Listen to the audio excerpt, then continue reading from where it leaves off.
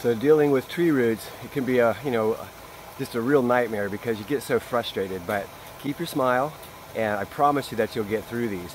Let's go ahead, I'm going to show you how to do it, just using the shovel. And it's real important that you have a good shovel. You hardly ever see us use a wooden handled shovel. You're going to spend $25 to $30 for a decent shovel. You've got to have one if you're going to dig.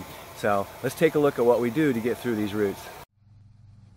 So when you're digging this yourself for the do-it-yourselfer and you come across a shaded area that you know you're going to come through, you can see all the trees here. There's lots of trees.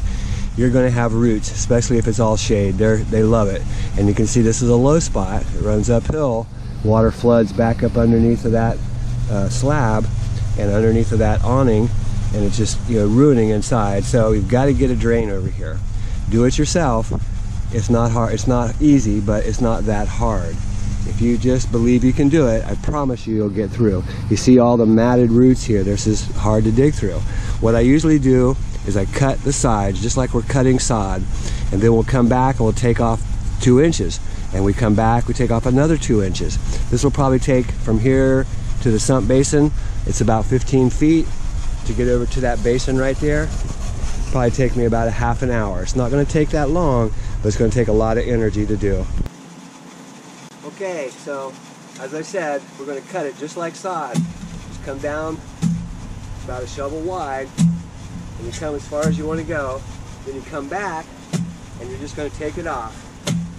Try to get as much as you can, break those roots, use your body weight, and pull out a little piece. See, it's just like sod. It's just exactly like a piece of sod, but it's all full of roots. And there's going to be a lot of them. I'm going to jump on the shovel. Let's see what it does.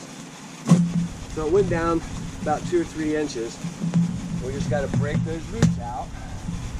Same thing, come back, cut them on the side, both sides. Make sure it's wide enough.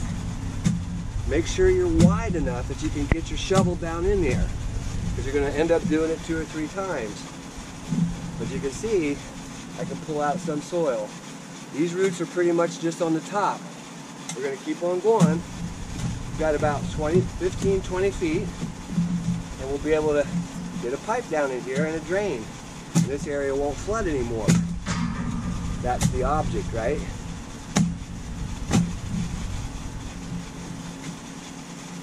A little tough, but again, cut it just like sod.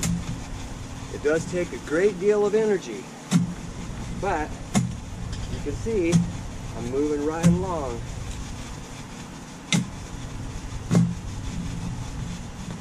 Just break it out, and you'll get through it.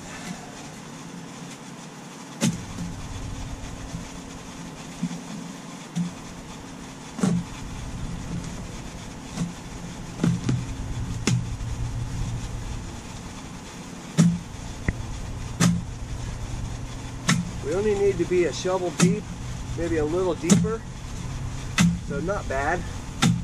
And those roots are pretty much just on the top, so shouldn't be that bad. But you can hear me huffing and puffing because it does take some energy to do.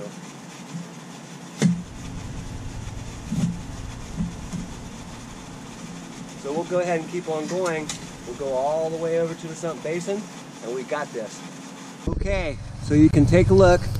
We've got our trench done. Took about 30 minutes, and tough dig, but if you believe you can do it, I promise you can do this. So it's coming over to the sump basin, and at that bottom level down there, I'm going to drill a 4-inch hole to let this water come into the sump pump. Sump pump's going to lift it up. You can see the check valve and send it out to the front. The other line is ready to install. We're going to do the same thing over there. I've got to make a deeper inlet. Let me show you. The original hole was here, but we're going to actually be clear down here. So I'm going to drill another hole here, and then we'll seal this one up with roofing flashing and some tape that'll hold this nice and tight and bring all this water that's coming from the carport side. Let's go over there now and take a look. Okay, so this side's installed. you can see we've got a catch basin, collects immediate surface water runoff. So as water comes across the yard, drops into the basin, comes through the pipe over to the sump basin, sump pump lifts it up and sends it all the way out front. Easy flow. This is French drain. 4-inch perforated pipe surrounded by styrofoam peanuts. As groundwater rises, it goes through that aggregate, which is the styrofoam peanuts, into the perforation of the pipe and is carried away. You need both of these to make this system work. The biggest thing you have to have is a discharge. We're using a sump pump, and the sump pump would be just, you know, where if you went out to the front, this is the same thing. We're quite deep back here, and the yard, it runs uphill out to the front. So we can use the pump as a lift station to lift that water up. You can see it comes out. We actually had to keep it above ground, but beyond the tree, it goes underground, and I'll show you that discharge. And here's where we discharge. This is a 3-inch fitting with a grate. The sump pump's going to come up and push the water out through here. We always put a set screw in here, because if you don't, it's going to pop that right off of there. That pump is really powerful. Hey, this is Chuck with Apple Drains, reminding you that if you believe you can do something, I guarantee you can do it. Have a great day.